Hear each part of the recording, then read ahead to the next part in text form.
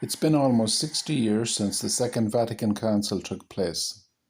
The Catholic Church has been in continual decline ever since. Over 200 million Catholics worldwide are involved in broken marriages. Very influential atheists, who seem to have completely forgotten the enormous damage done by their forerunners, continue to attack the Church and the very concept of moral truth itself.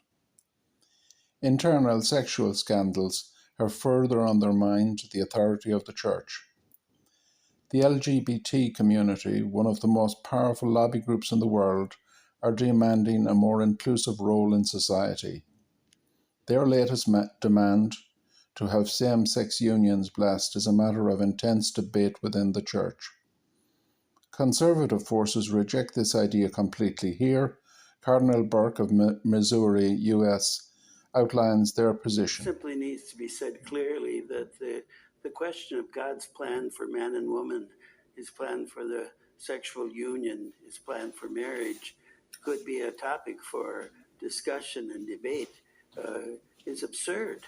A synod exists to ponder the teaching of the faith, the sound doctrine, the discipline of the Church, to see how it can be more effectively proclaimed and exercised in a particular period of time, not to invent some new teaching. This is an old problem in the Church.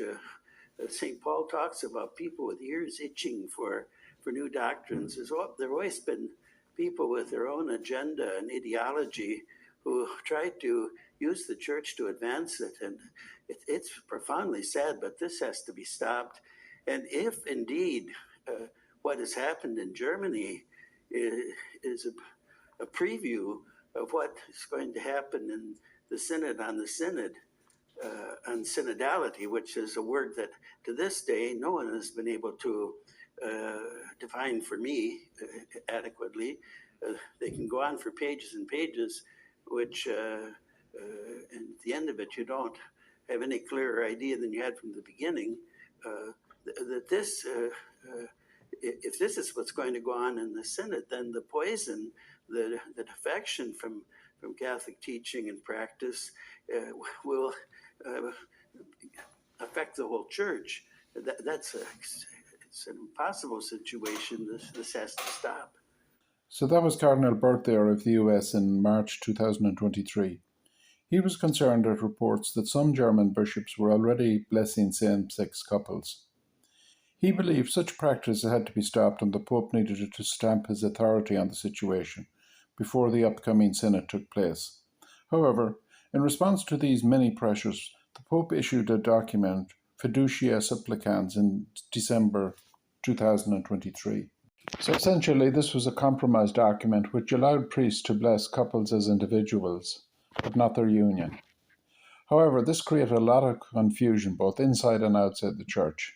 In Africa, for instance, cardinals and senior bishops as well completely rejected this document. They instructed their priests not to implement it, as it was in conflict with their culture. Indeed, bishops and priests all over the world, for that matter, were also who had given their lives to the Church found the situation very confusing. 6 months later, in May 2024, Pope Francis went on television on CBS Network on 60 Minutes to explain the situation. Last year, you decided to allow Catholic priests to bless same-sex couples.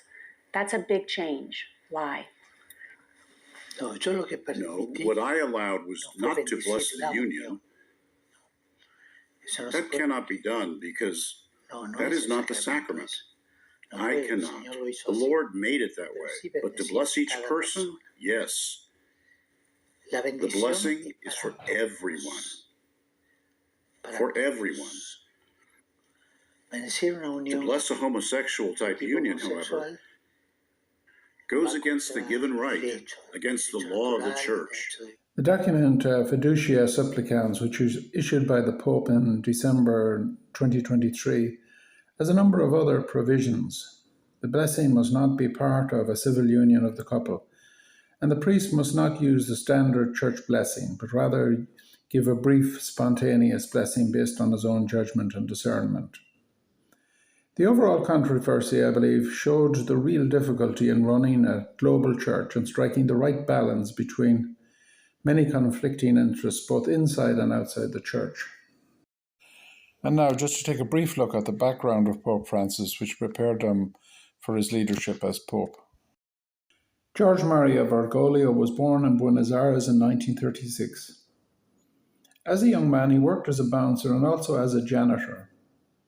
He completed his formal education with a diploma in science and worked as a scientific technician in the local food factory for a number of years. At the age of 24, he joined the Jesuit Order and took his first vows as a layperson, and studied philosophy and theology throughout much of his 20s. At the age of 33, he was ordained a priest and also became a professor in theology in Buenos Aires. 4 years later, he was appointed Jesuit Provincial Superior in Argentina. During these years, he gained a lot of experience in dealing with the military junta there. As the most senior Jesuit, Bergoglio became deeply aware of the plight of the poor. He was appointed Archbishop of Buenos Aires in 1998 and 3 years later became a cardinal under Pope John Paul II in 2001. At the 2005 Conclave, it's believed Bergoglio came second to Joseph Ratzinger following the death of Pope John Paul II. 8 years later, when Benedict XVI resigned in 2013, Bergoglio was elected as Pope. He took the name Francis I in order to indicate a new direction for the Church. As a Jesuit in Argentina, Jorge Bergoglio had developed a deep sense of understanding of the poor and the marginalized, and the need for mercy, which he considered to be a central feature of the Gospel. He was also strongly influenced by the Gospel stories such as the woman Jesus saved from being stoned by asking the crowd to reflect on their own sins and weaknesses before judging others. In another gospel story, Jesus meets a woman at Jacob's well. She is a reflection of where millions of people are at in the world today. Despite having been through several broken marriages, she is a very spiritual person. She's very concerned about the coming Messiah and the proper place of worship. Her encounter with Jesus converts her into an apostle to the local village. In some ways, she reflects the lives of millions of people today in the world in second marriages. In 2016, Pope Francis produced a document, Amoris Laetitia. The English is to the joy of love, to how to deal with such people. It advised priests and deacons all over the world to use discernment before such people receive the Eucharist. This was actually what was happening on the ground all over the world anyway, in parishes, but when the Pope made it official, it created a lot of controversy as well.